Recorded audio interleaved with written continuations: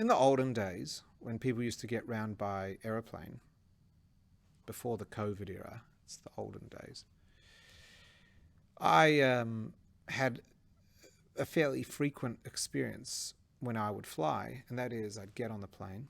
I've got my yarmulke, I've got my tzitzis, and at some point the kosher meal would arrive. And the kosher meal was wrapped in more plastic, more layers of foil than is required to actually kill all the fish in the sea.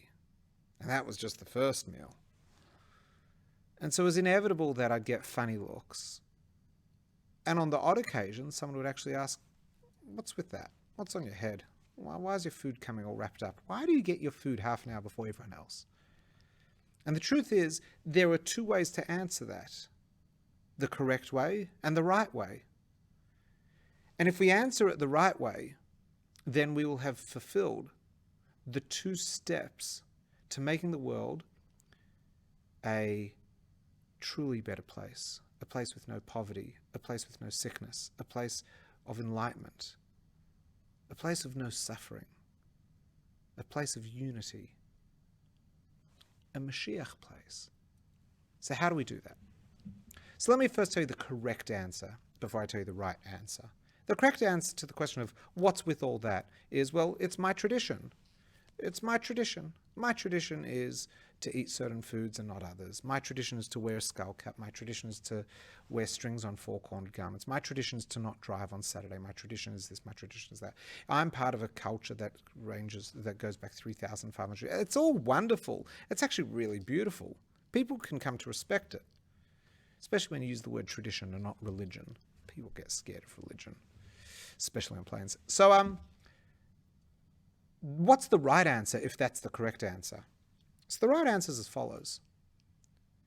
And it's based on the teachings of the Baal Shem Tov. And you'll know shortly why it's so important that I talk about this week.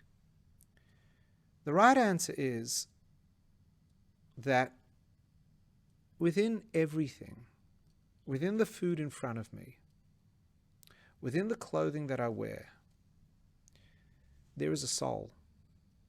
There is a spark. There is an energy of the infinite that is contained within it.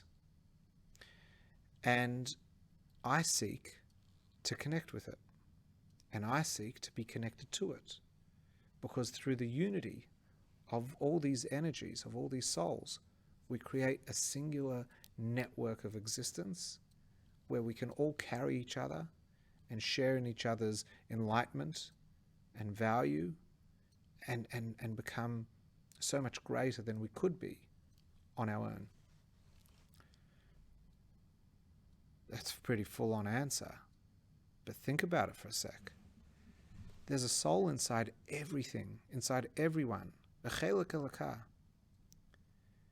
And the whole purpose of eating kosher, observing Shabbos, putting tzitzit on clothing, making kiddush, lighting candles, wearing tefillin, going to the mikveh, all these and more, giving 10% of charity, leaving the corners of the field for the poor, all that is because each of those activities allows the individual to discover the significance, the spiritual significance that exists within something, and to connect with it.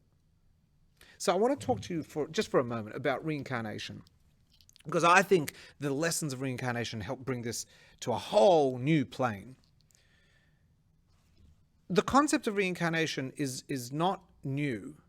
It's an ancient idea that is really complex, but if I just took a couple small elements and trivialized them, this is what it is. For whatever reason, there are souls that live a life, whether as a person, as a creature, as an object in this world, and if they have not fulfilled what their true destiny is, what their true purpose is, or they have committed or been involved in an activity, because the soul is a part of a person or an animal or a plant, it's been part of an activity that has wronged another, for whatever reason, that soul must come back into this world and either wait or try to initiate a correction process or an elevation process. If it needs to do something, it's elevation. If it needs to fix something, it's correction. Now, when we engage with each other, when we engage with food, when we engage with anything, there is a soul. And the way I engage with it, and my intention and my awareness of the soulfulness of the other and myself, will either link us or separate us. When I eat food, knowing that it's kosher, and muttering a blessing of and have a moment of intention, it's no longer just food. It is a soulful connection between it and myself. I begin to ride on its coattails and it becomes a part of me. This was a fascinating, I had a fascinating moment when I was in university last year on a 2-week course. And one of the participants noticed that before I ate, I made a bracha, I made a blessing. And he asked me, do you not like the food? Because I've noticed, like, before you eat, you always mutter.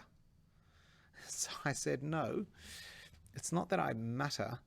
I'm not complaining about the food. It's a moment of blessing. He said, oh, like giving thanks. I said, no, not like giving thanks. It's not a moment of thanks, because that's a separate thing.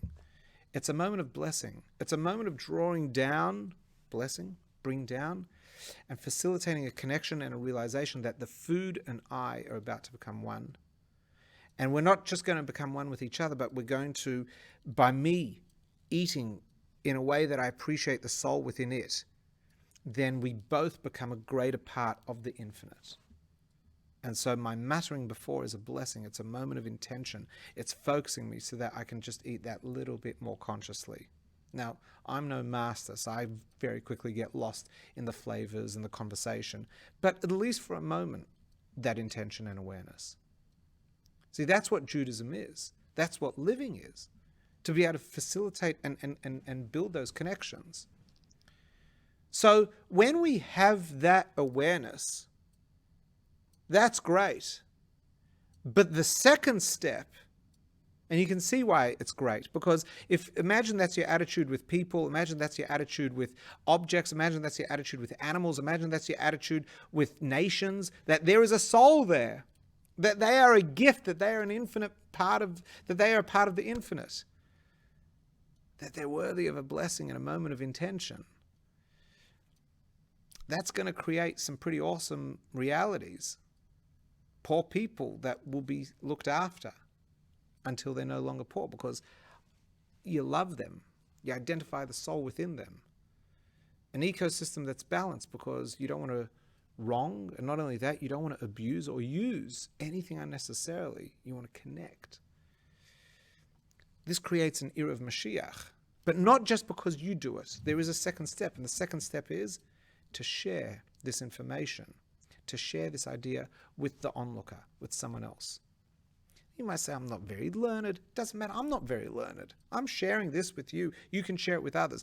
To what degree do we understand it? Well, that's what we've got a life of study for.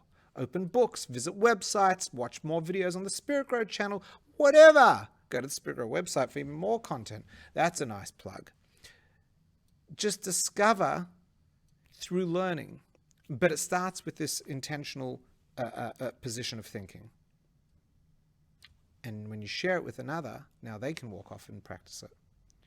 What the Baal Shem Tov said hundreds of years ago, or actually what he wrote, when he wrote a letter to his brother-in-law, was that Moshiach will come when the wellsprings are flowing. When the spiritual ideas that we just discussed are being made accessible, and not just being made accessible because there are websites or there are books and there are scholars, but it's just a part of day-to-day living. People talk about it. One can learn from the other. When it becomes accessible, and that's the general psyche amongst some of the population, then there will be an evolutionary revolution. Moshiach will come. We don't need everyone to be ultra-orthodox and believers. We just need to be on a quest. There needs to be a critical mass of people in the world who are on a quest to discovering and appreciating the spiritual inherent value, the soul within everything.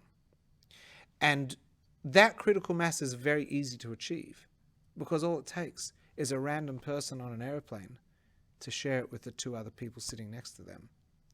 All it takes is a conversation at a university table with 13 other people.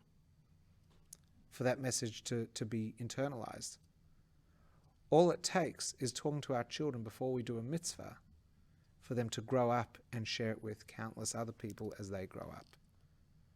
And that will bring Moshiach.